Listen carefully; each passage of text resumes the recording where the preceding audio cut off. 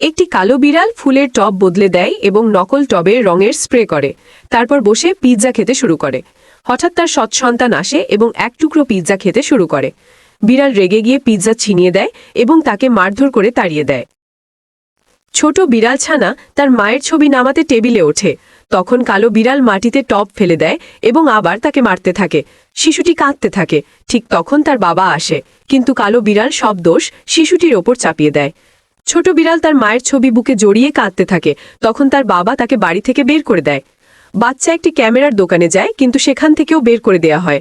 পরে সে আবর্জনার স্তূপে একটি পুরনো ক্যামেরা পায়। ক্যামেরা দিয়ে ছবি তুলে সে খুশি হয়।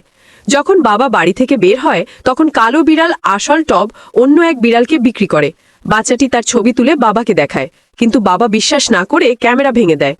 তখন সে কিছু কাগজ ও পানিতে ধোয়া এক বাটি দেখিয়ে প্রমাণ করে। শেষমেশ বাবা সব বুঝতে পেরে কালো বিড়ালটিকে বাড়ি থেকে বের করে দেয়।